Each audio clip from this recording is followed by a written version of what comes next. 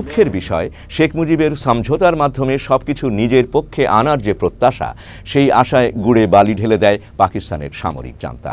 কারণ ততক্ষণে পাকিস্তানি সামরিক বাহিনীর দিক থেকে আলোচনার প্রহসনের নাটকের জবনিকাপাত ঘটে গেছে।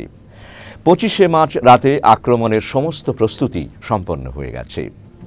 1 মার্চে পূর্ব পাকিস্তানে পশ্চিম পাকিস্তানি সৈন্যবাহিনী ছিল 12,000-এর কিছু বেশি, তা বাড়িয়ে প্রায় 1 লক্ষে উন্নীত করা হয়েছে। 2রা মার্চ থেকে বিমানে করে সৈন্য আনা শুরু হয় সান্ধ্য আইন জারি করে। ভারতের ওপর দিয়ে পাকিস্তানের বিমান চলাচলে নিষেধাজ্ঞা থাকায় শ্রীলঙ্কা হয়ে সমস্ত সৈন্য পূর্ব পাকিস্তানে এনে জড়ো করা হয়। এখন শুধু চূড়ান্ত আক্রমণের জন্য অপেক্ষা। 25শে মার্চ সন্ধে 7:30টা থেকেই বিনা নোটিসে ইয়াহিয়া, MM আহমদ সহ সকলকে নিয়ে পশ্চিম পাকিস্তান চলে যান।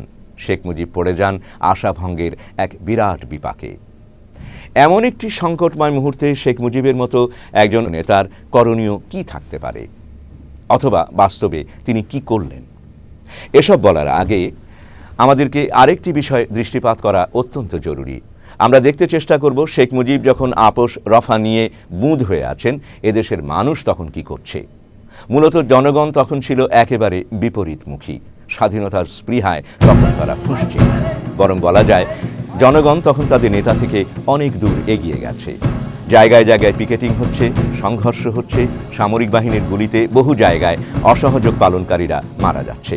ঢাকা বিশ্ববিদ্যালয় সহ বহু জায়গায় ছেলেমেয়েরা রাইফেল প্রশিক্ষণ নিচ্ছে। এত সব যে ঘটছে সবই বিচ্ছিন্নভাবে। এসব ঘটনা ঘটছে কোনো রকম দিক নির্দেশনা ছাড়াই। ছাত্রলীগ নেতারা বিশ্ববিদ্যালয়ে 23শে মার্চে আবারও বাংলাদেশের পতাকা ওড়ায়। আসম আব্দুর রব একটি ছোট্ট মিছিল নিয়ে শেখ মুজিবের বাড়ি গিয়ে বাংলাদেশের পতাকা উড়িয়ে দেন।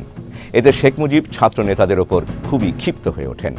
তবুও ছাত্রদের নেতৃবৃন্দের একটি অংশ ছিল জঙ্গি এবং বিপ্লবী মনোভাবের, এবং তাদের সঙ্গে ছিল ভারতের ঘনিষ্ঠ যোগাযোগ।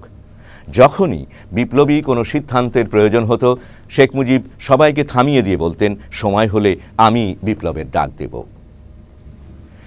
এই সময় সমগ্র পরিস্থিতি উত্তেজনাপূর্ণ, সংঘর্ষপূর্ণ ও যুদ্ধংদেহী হয়ে ওঠে। অসহযোগ আন্দোলনটি তখন সর্বাত্মক সংঘর্ষে পরিণত হয়েছে। অফিস, আদালত, কলকারখানা সমস্ত কিছু বন্ধ, কোর্ট কাচারি বন্ধ। সচিবালয়ের বাঙালি সচিবরা আওয়ামী লীগের সাথে একাত্মতা ঘোষণা করেছে। রেডিও, টেলিভিশন নামে মাত্র চলছে। চট্টগ্রাম বন্দরে অস্ত্রসহ সোয়াত জাহাজটি এসে ভিড়লে বাঙালি শ্রমিকরা অস্ত্র নামাতে অস্বীকার করে। ঢাকা শহরের প্রতিটি বিল্ডিংয়ের ছাদে তখন বাংলাদেশের পতাকা উঠছে। সারা দেশের প্রস্তুতির এই চিত্রটি স্পষ্ট হয়ে উঠেছে তৎকালীন আওয়ামী স্বেচ্ছাসেবক লীগের প্রধান সাবেক মন্ত্রী